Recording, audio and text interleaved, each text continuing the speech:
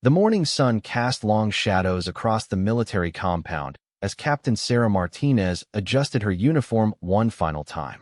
The fabric felt crisp against her shoulders, each crease perfectly aligned, each insignia positioned with mathematical precision. She had spent years earning those captain's bars, years that had taken her from a small town in Texas to some of the most dangerous places on Earth. Today, those years of sacrifice and dedication would be put to the ultimate test. The briefing room buzzed with nervous energy as officers filed in for what they had been told was a routine security meeting. Sarah took her seat near the back, her dark eyes scanning the faces around her. Most were familiar, men and women she had served alongside, bled alongside, trusted with her life. But today felt different. There was an electricity in the air, a sense that something significant was about to happen. Colonel James Harrison entered the room with his characteristic swagger, his chest decorated with enough ribbons and medals to start a small parade. At 55, he was a career military man who had never quite adjusted to the changing face of the armed forces.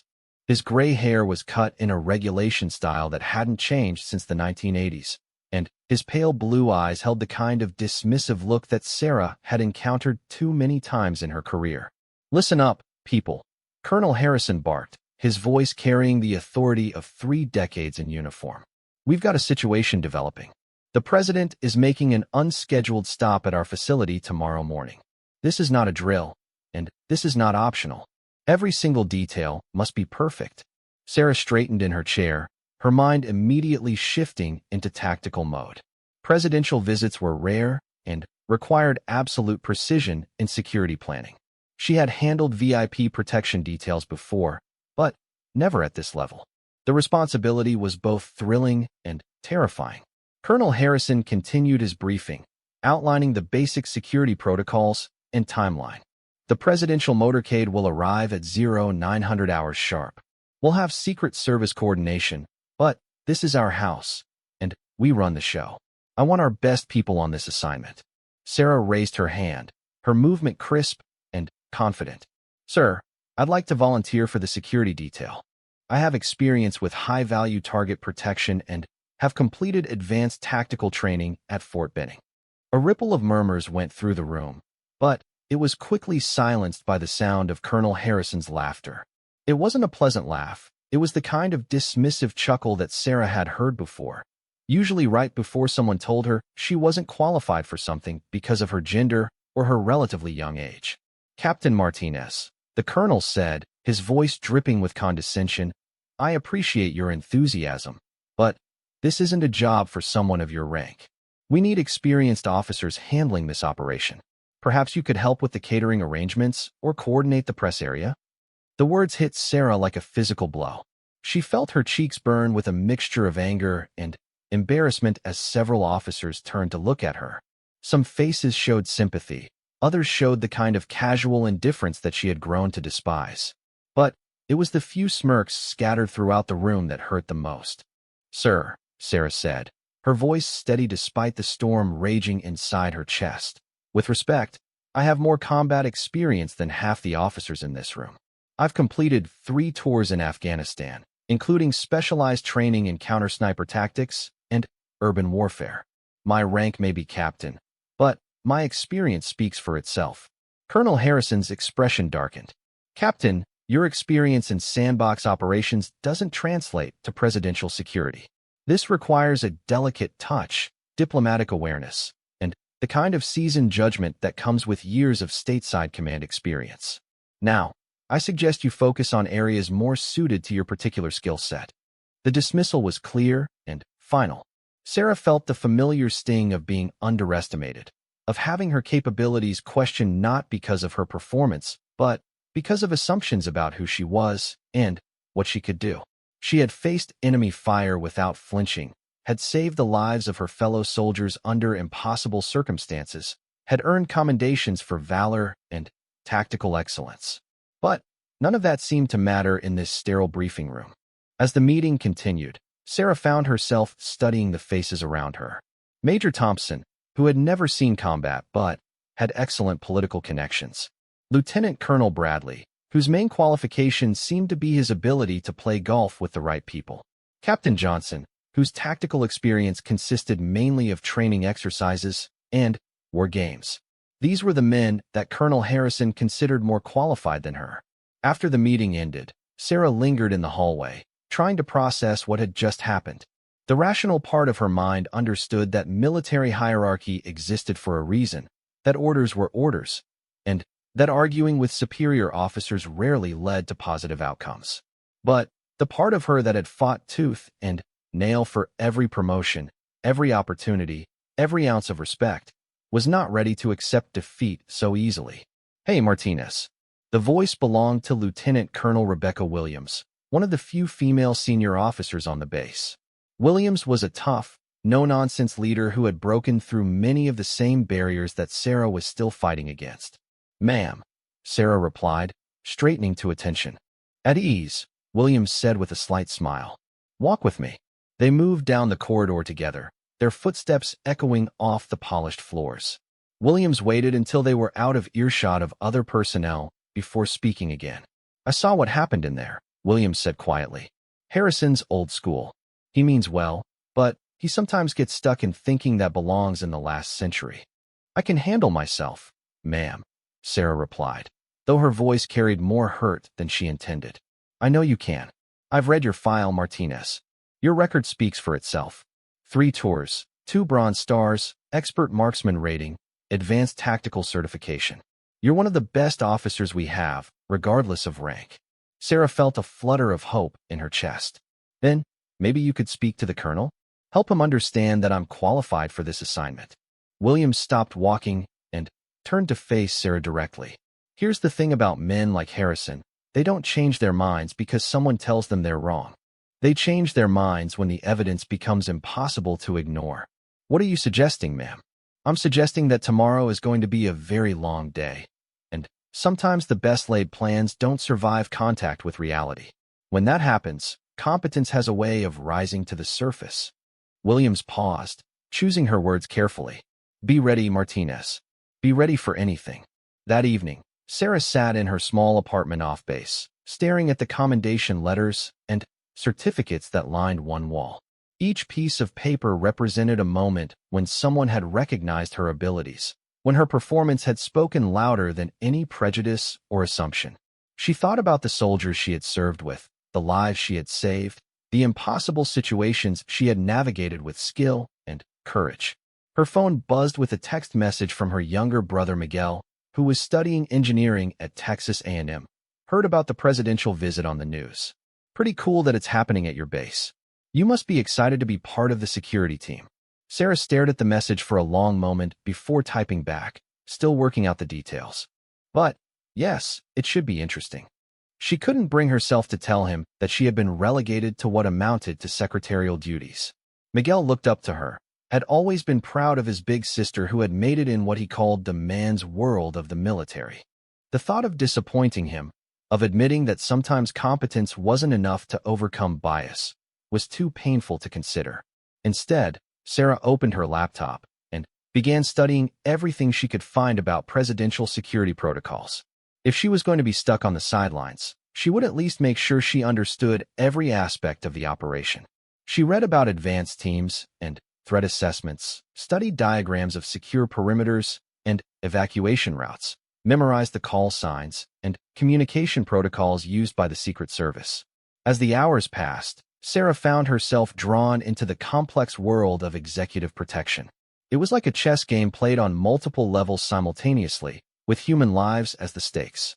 Every variable had to be considered, every contingency planned for, every potential threat neutralized before it could develop. It was, she realized, exactly the kind of high-stakes tactical challenge that she lived for. By 3 in the morning, Sarah had filled 2 notebooks with observations and questions. She had identified potential security gaps in the planned route, noted communication dead zones that could complicate coordination, and developed alternative scenarios for everything from medical emergencies to hostile action. It was the kind of thorough preparation that had kept her and her soldiers alive in Afghanistan, and she couldn't help but apply the same level of analysis to this domestic operation. The next morning dawned gray and overcast, with a light drizzle that added an extra layer of complexity to the security arrangements. Sarah arrived at the base before sunrise, her uniform immaculate, and her mind sharp despite the late night of studying. She had been assigned to coordinate with the media liaison team, a job that essentially involved making sure reporters stayed in their designated areas and didn't interfere with the actual security operation. As she walked across the compound, Sarah could see the transformation that had taken place overnight. Additional security barriers had been installed, sniper teams were positioned on nearby rooftops, and a small army of personnel were conducting final checks on every piece of equipment. The level of coordination required was staggering, and she couldn't help but admire the professional efficiency of the operation. Colonel Harrison stood near the main entrance, resplendent in his dress uniform, briefing a group of senior officers. Sarah noticed that he kept glancing at his watch and barking orders at subordinates who were already moving as quickly as humanly possible. The stress of the operation was clearly getting to him, and she wondered if his dismissive attitude toward her had more to do with his own insecurities than with her qualifications. At precisely 0845 hours, word came through the communication network that the presidential motorcade was 15 minutes out. Sarah felt her heart rate increase as she watched the final preparations fall into place. Despite being relegated to media duty, she couldn't help but feel proud to be part of this operation, to be serving her country at the highest possible level. The sound of approaching helicopters filled the air, a deep, rhythmic thumping that seemed to make the entire base vibrate. Sarah looked up to see a formation of military aircraft moving across the gray sky, a sight that never failed to inspire a sense of awe and respect. Somewhere in that formation was the President of the United States, protected by the most sophisticated security apparatus in the world. As the motorcade approached the main gate, Sarah positioned herself with the media team, ensuring that the reporters had clear sight lines while maintaining the security perimeter. She could see Colonel Harrison standing at attention near the red carpet that had been rolled out for the president's arrival, his chest puffed with pride and his face set in an expression of grave importance. But as Sarah watched the carefully choreographed scene unfold, her trained eyes began to notice details that others might miss. Small irregularities in the crowd movement, a civilian vehicle that seemed out of place, a glint of reflected light from a building that should have been cleared. Her combat instincts, honed by years of surviving in hostile environments, were sending up warning flags that she couldn't ignore. The presidential limousine came to a stop exactly where it was supposed to, its armored bulk gleaming despite the overcast sky. Secret Service agents moved with practiced efficiency, their eyes constantly scanning for threats, their hands never far from their weapons. The door opened, and, for a moment, Sarah caught a glimpse of the most powerful person in the world stepping onto her military base. That was when everything began to go wrong. The first sign of trouble came through Sarah's earpiece as a burst of static interrupted the smooth communication flow that had been maintained throughout the morning. She pressed the device closer to her ear, trying to filter out the background noise of the presidential arrival ceremony. What she heard made her blood run cold. "Control, this is Overwatch 3. We have movement in the northeast sector. Possible security breach." Sarah's eyes immediately snapped to the northeast corner of the compound, where she could see nothing unusual from her position with the media team. But her combat experience had taught her that the most dangerous threats were often the ones you couldn't see. She quickly scanned the area, noting the positions of security personnel and identifying potential escape routes. The president had just stepped out of the limousine and was beginning to walk toward Colonel Harrison when the second radio transmission crackled through the communication network. This time, the voice carried a note of genuine alarm. "Control, Overwatch 3. We have multiple individuals in civilian clothing moving toward the perimeter fence. They appear to be carrying equipment. Request immediate backup." Sarah felt her training kick in automatically. Without thinking, she began moving away from her assigned position, her eyes fixed on the area where the potential threat had been identified. She could see Secret Service agents beginning to react to the radio chatter, their relaxed vigilance transforming into focused alertness. Colonel Harrison, however, seemed oblivious to the developing situation. He was too focused on his moment in the spotlight, greeting the president with the kind of enthusiastic ceremony that would look good in photographs and news reports. Sarah watched as he gestured broadly toward the assembled troops, his voice carrying across the compound as he began what was clearly intended to be an impressive welcome speech. "Mr. President," Colonel Harrison announced with theatrical flair, "it is my honor to welcome you to our facility. As you can see, we maintain the highest standards of security and readiness. Every detail has been planned and executed with military precision." The irony of those words was not lost on Sarah as she continued to monitor the radio chatter. The security situation was clearly deteriorating, but the colonel remained focused on his performance rather than on the developing threat. She could see Secret Service agents beginning to position themselves more defensively around the president, their practiced eyes scanning for danger. Through her earpiece, Sarah heard the voice of the lead Secret Service agent, his tone sharp with authority. "Phoenix is exposed. We need to move to a secure location immediately."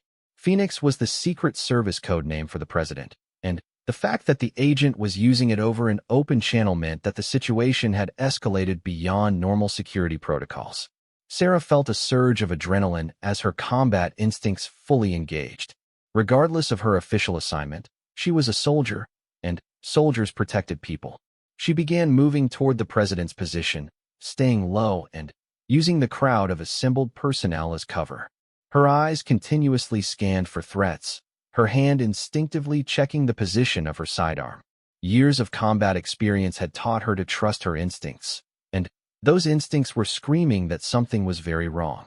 The third radio transmission confirmed her worst fears. "Control, we have a confirmed security breach. Unknown individuals have penetrated the perimeter. They are armed and moving toward the main ceremony area. Recommend immediate evacuation of Phoenix." Sarah could see the exact moment when the Secret Service made the decision to abort the ceremony. The lead agent stepped forward and placed a firm hand on the president's arm, his voice low but urgent. The president's expression shifted from polite attention to focused concern as the gravity of the situation became clear. Colonel Harrison, however, was still talking. "And I'm confident that you'll find our security arrangements to be absolutely impeccable. We've thought of every possible contingency, and—" "Sir," the Secret Service agent interrupted, his voice cutting through the colonel's speech like a knife. "We need to move. Now." The confusion on Colonel Harrison's face was obvious to everyone watching. He had spent weeks preparing for this moment, and the sudden disruption of his carefully planned ceremony left him scrambling to understand what was happening. His eyes darted between the president and the Secret Service agents, searching for an explanation that nobody had time to provide. Sarah, meanwhile, had positioned herself near the motorcade, her training taking over completely. She could see the threat developing before most of the other security personnel had even begun to react. 3 individuals in civilian clothing had indeed breached the perimeter and were moving with purpose toward the ceremony area. They carried what appeared to be recording equipment, but, in Sarah's experience, cameras could hide more dangerous devices. The lead Secret Service agent was already guiding the president toward the armored limousine when one of the intruders managed to get close enough to shout a question that carried across the compound. "Mr. President, what's your response to the allegations about military funding irregularities at this facility?" The words hit Colonel Harrison like a physical blow. Sarah could see his face drain of color as the implication of the question became clear. This wasn't a random security breach. It was a targeted media ambush designed to catch the president off guard and create a damaging news story. The timing and coordination suggested that someone with inside knowledge had leaked information about the visit. Sarah's mind raced as she analyzed the situation. The intruders were likely journalists rather than physical threats, but they represented a different kind of danger.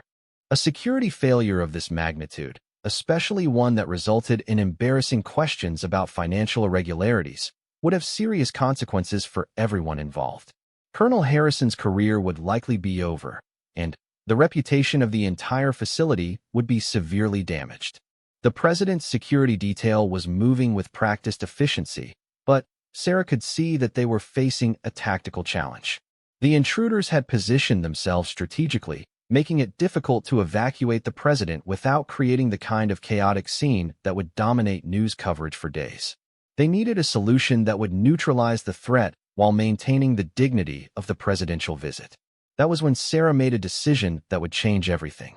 Instead of following protocol and staying in her assigned position, she broke away from the media area and moved directly toward the lead intruder.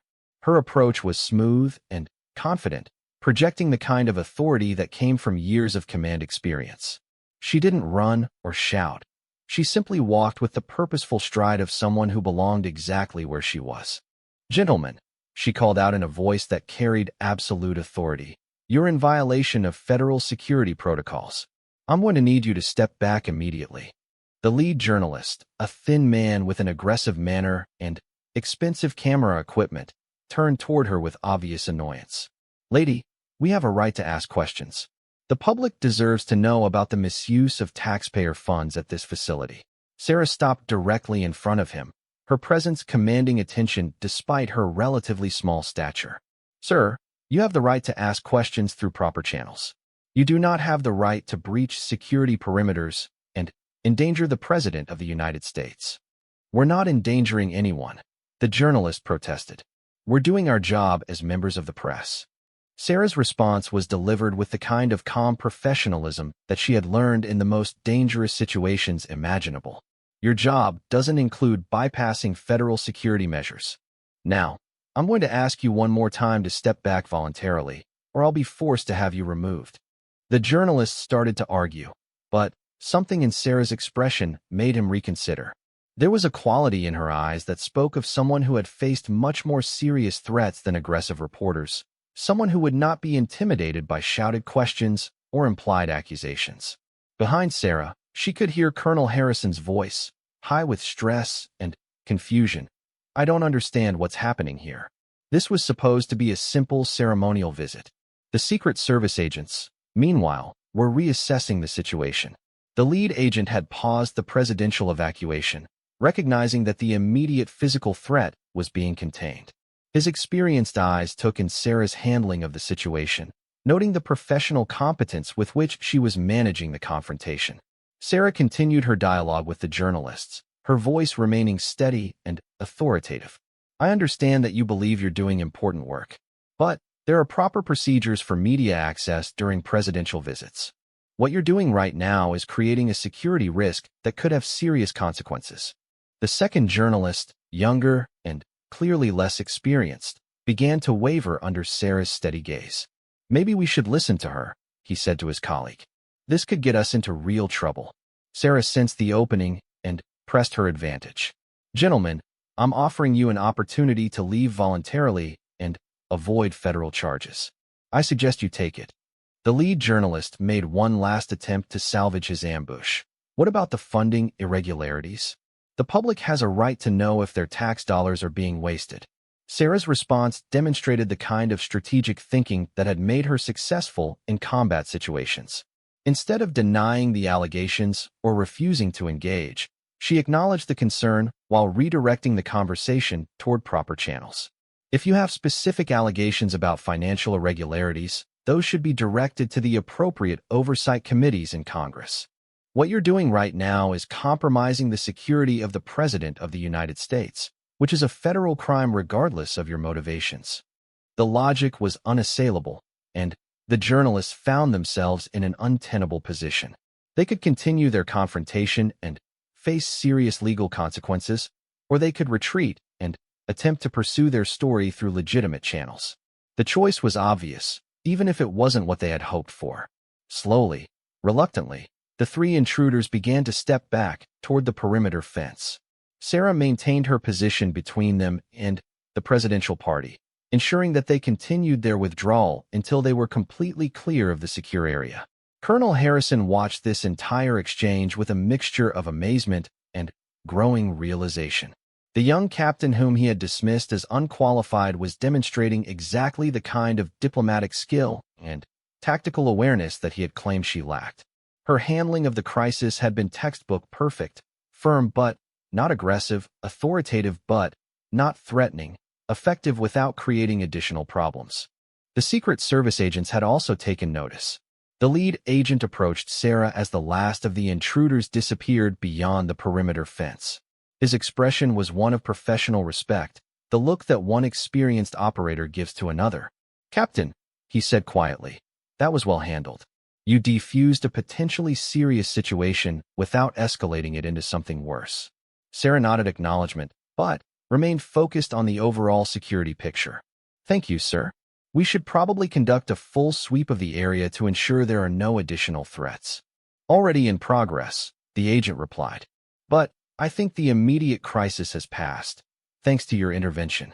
As the tension began to ease, Sarah became aware that she was now the focus of considerable attention.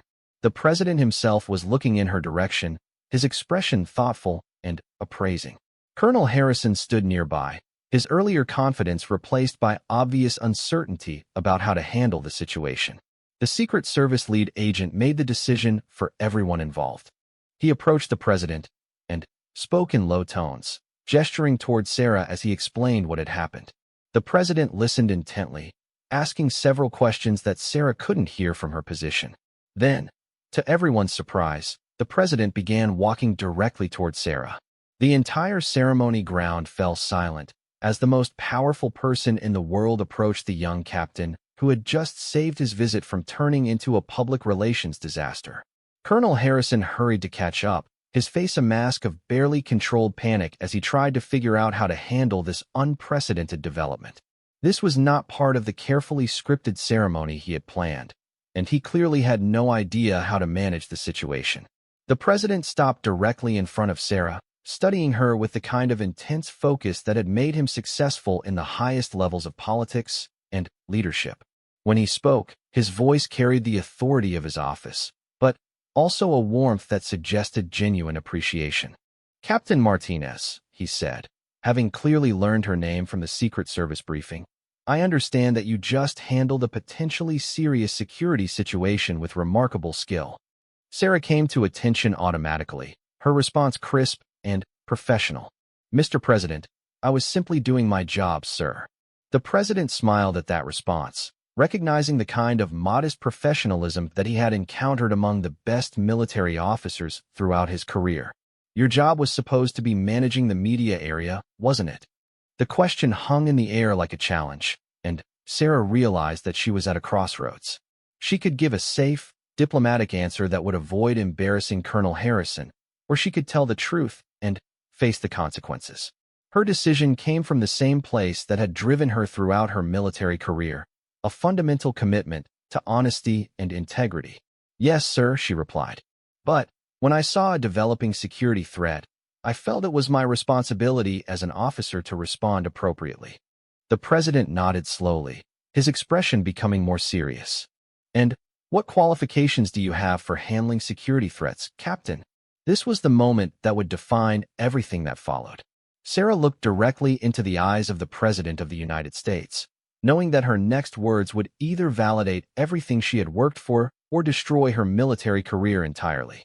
The silence stretched across the ceremony ground like a held breath, with dozens of people watching this unprecedented exchange between the nation's leader and a young captain who had just stepped far outside her assigned role. "Mr. President," Sarah began, her voice steady and clear, "I have completed 3 combat tours in Afghanistan, including specialized training in counterterrorism operations and high-value target protection. I've led troops in combat situations, coordinated with special operations forces, and have been decorated for actions under fire. I hold expert ratings in multiple weapon systems and have completed advanced courses in tactical operations and threat assessment." The president listened intently, his expression growing more interested with each qualification Sarah listed.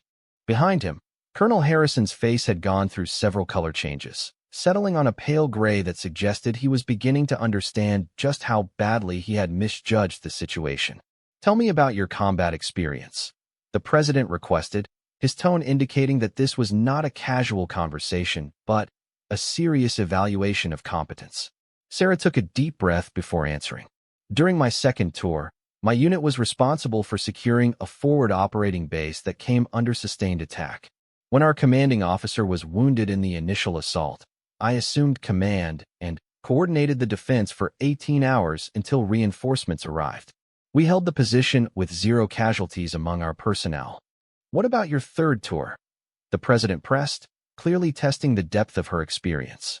I served as part of a joint task force working with special operations to identify and neutralize high-value targets. My role involved advanced reconnaissance, threat assessment, and coordination between conventional and special operations forces. I was awarded a Bronze Star for actions during a mission that resulted in the capture of a significant terrorist leader. The president nodded slowly, his politician's instincts clearly recognizing authentic competence when he heard it. He glanced toward Colonel Harrison, whose earlier dismissive confidence had completely evaporated. "Colonel Harrison," the president said, his tone carrying a subtle but unmistakable note of inquiry. "I'm curious about your assessment of Captain Martinez's qualifications for security duty." Colonel Harrison opened his mouth, closed it, and then opened it again like a fish gasping for air. The careful political skills that had served him well in peacetime assignments were completely inadequate for this moment of absolute accountability. "Mr. President," he finally managed, "Captain Martinez her record speaks for itself, sir."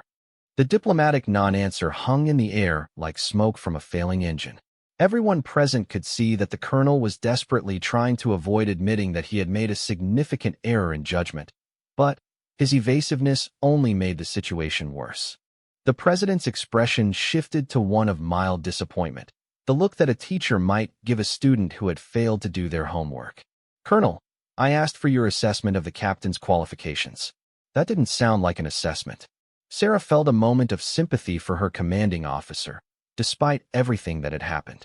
She understood the impossible position he was in, caught between his earlier dismissive comments and the current reality where his judgment was being questioned by the President of the United States. But her sympathy was tempered by years of facing similar dismissive attitudes from officers who had never bothered to look beyond their assumptions. Colonel Harrison made one last attempt to salvage the situation. "Sir, Captain Martinez has an excellent record, but presidential security requires a special kind of experience that comes from extensive command responsibility and diplomatic awareness." The president's eyebrows rose slightly at this explanation. "Diplomatic awareness? You mean like the ability to defuse a tense situation without creating an international incident?" "Well, yes, sir, exactly that kind of. The kind of diplomatic awareness that Captain Martinez just demonstrated when she convinced 3 aggressive journalists to withdraw voluntarily instead of creating the kind of confrontation that would have dominated tomorrow's headlines." Colonel Harrison realized that he had walked into a trap of his own making. Every argument he tried to use to justify his earlier decision only served to highlight how wrong he had been. The evidence of Sarah's competence was standing right in front of everyone, impossible to deny or dismiss. "Mr. President," Colonel Harrison said, his voice barely above a whisper, "I may have made an error in my initial assessment." The president studied the colonel for a long moment, his expression unreadable. "Colonel, I've been in politics for a long time, which means I've become pretty good at recognizing when someone is trying to avoid taking responsibility for their decisions. Would you like to try that answer again?" The directness of the challenge left Colonel Harrison with no room to maneuver. Sarah watched as her commanding officer struggled with a moment of truth that would define the rest of his career. She found herself hoping that he would choose honesty over self-preservation, that he would demonstrate the kind of integrity that the military claimed to value above all else. "Mr. President," Colonel Harrison said, his voice stronger now but heavy with regret, "I was wrong about Captain Martinez. I let my preconceptions override my judgment, and I failed to recognize her qualifications. She should have been part of the primary security detail from the beginning."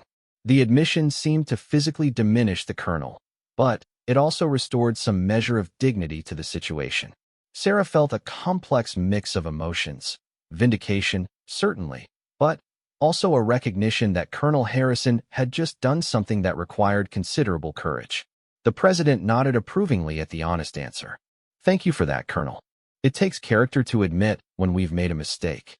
He turned back to Sarah, his expression becoming more formal. "Captain Martinez, I'd like to continue our conversation, but perhaps we should move to a more secure location." The implication was clear to everyone present. The president was not just acknowledging Sarah's competence. He was actively seeking her input on security matters. This was an unprecedented development that would be talked about for years to come. As the presidential party began moving toward a more private area, Sarah found herself walking alongside the most powerful person in the world. The surreal nature of the situation was not lost on her, but her professional training kept her focused on the job at hand. "Captain," the president said as they walked, "I'm told that you identified several potential security concerns during your review of our arrival procedures. I'd like to hear about those." Sarah felt a moment of surprise. "Sir, I wasn't officially part of the security planning process. But you studied the procedures anyway," the president observed. "Why?" The question was simple, but the answer went to the heart of who Sarah was as a soldier and as a person. "Mr. President, I believe that every officer has a responsibility to be prepared for any situation. Even if I wasn't assigned to the primary security detail, I wanted to understand the operation well enough to be useful if circumstances required it." The president smiled at that answer. "Circumstances like aggressive journalists breaching the perimeter?" "Yes, sir," among other possibilities. They had reached a small conference room that had been prepared for private meetings. Secret Service agents took positions outside while the president, Colonel Harrison, and Sarah entered the secure space. The contrast between the formal ceremony outside and the businesslike atmosphere of the conference room was striking. "All right, Captain," the president said, settling into a chair and gesturing for the others to do the same. "Tell me about those security concerns you identified." Sarah opened the notebook that she had filled with observations during her late-night study session. Her earlier nervousness had completely disappeared, replaced by the focused professionalism that had served her well in combat situations. "Mr. President, I identified 3 primary areas of concern. First, there's a communication dead zone in the northeast section of the compound that could complicate coordination during an emergency. Second, the evacuation routes as currently planned don't account for the possibility of multiple simultaneous threats. Third, the media staging area was positioned in a way that created potential sight lines for hostile surveillance." The president listened intently as Sarah detailed each concern, asking pointed questions that demonstrated his own understanding of security matters. Colonel Harrison sat quietly, clearly recognizing that he was witnessing a level of tactical analysis that he had never bothered to seek from his subordinates. "Your assessment of the communication issue is particularly interesting," the president noted. "How would you address that vulnerability?" Sarah had clearly thought through this question. "Sir, I would recommend positioning a mobile relay station in that sector during future VIP visits. It's a simple solution that would maintain communication integrity across the entire compound." "And the evacuation route problem?" "Multiple predetermined routes with real-time threat assessment capabilities. Instead of relying on a single planned route, we should have the flexibility to adapt based on the specific nature of any threat that develops." The president leaned back in his chair, his expression thoughtful. "Captain, these are the kinds of insights I would expect from someone with extensive security experience. How did you develop this level of tactical thinking?" Sarah's answer came from the heart of her military experience. "Mr. President, combat teaches you that survival depends on thinking 3 steps ahead of your enemy. You learn to see patterns and possibilities that others might miss, because the cost of missing them is too high to accept. And you apply that same thinking to domestic security operations?" "The principles are the same, sir. Threat identification, resource allocation, contingency planning. The environment changes, but the fundamental requirements for success remain consistent." The president turned to Colonel Harrison, who had been listening to this exchange with growing awareness of just how much talent he had overlooked. "Colonel, what's your assessment of Captain Martinez's analysis?" Colonel Harrison looked directly at Sarah for the first time since the crisis had begun, his expression showing a mixture of respect and regret. "Mr. President, her analysis is thorough and insightful. I should have sought her input from the beginning." The acknowledgement was simple but significant. Sarah felt a sense of closure, not because she needed the colonel's approval, but because his recognition represented a broader acceptance of her capabilities. The president stood up, indicating that the private meeting was coming to an end. "Captain Martinez, I want to thank you for your service, both today and throughout your career. Officers like you are the reason I sleep soundly at night, knowing that our nation is protected by the very best." Thank you, Mr. President. It's been an honor to serve. As they prepared to leave the conference room, the president paused and looked directly at Colonel Harrison. Colonel, I hope you'll take this experience as an opportunity to reevaluate how you assess the capabilities of your officers. Talent comes in many forms, and it would be a shame to waste it because of assumptions about rank or appearance. Yes, sir, Mr. President. I understand completely. When they emerged from the conference room, word of what had happened had spread throughout the compound. Sarah could see clusters of personnel watching her with new respect, their expressions showing a mixture of admiration and curiosity.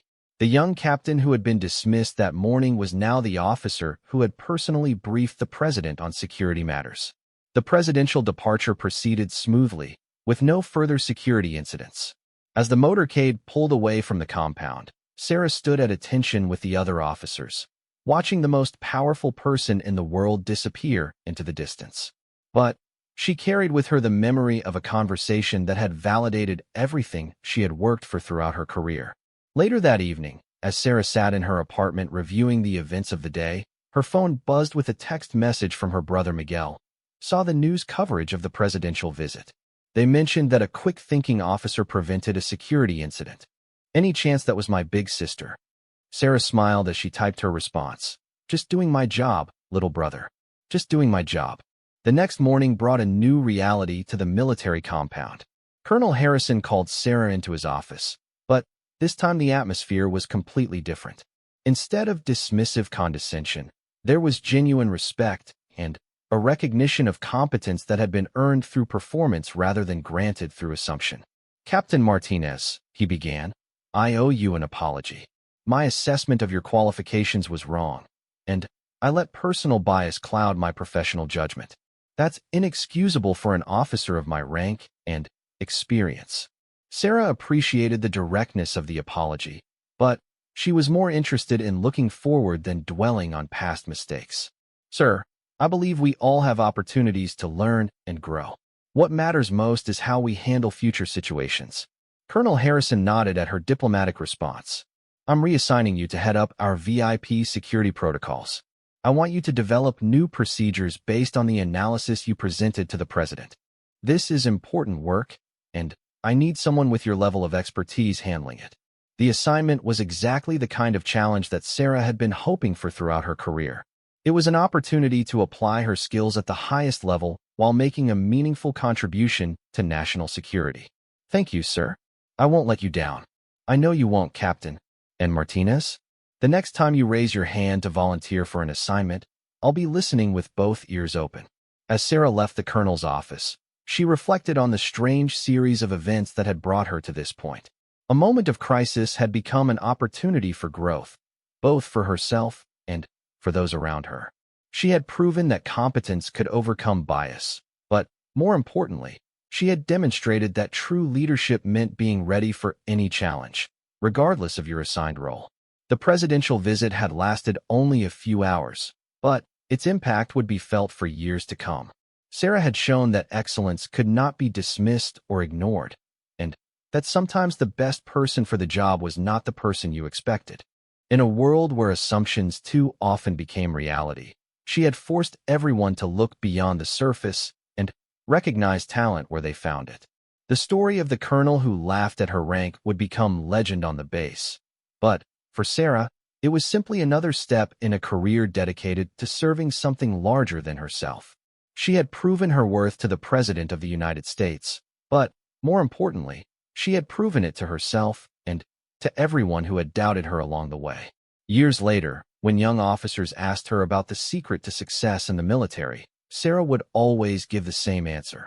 Be ready for anything, prepare like your life depends on it, and never let someone else's limitations become your own. It was advice born from experience, tested under pressure, and validated at the highest levels of government. The colonel had learned to listen. The president had found competence where he least expected it, and Sarah Martinez had proven that sometimes the most qualified person for the job is the one who gets overlooked until circumstances demand excellence. In the end, that was a lesson worth learning for everyone involved.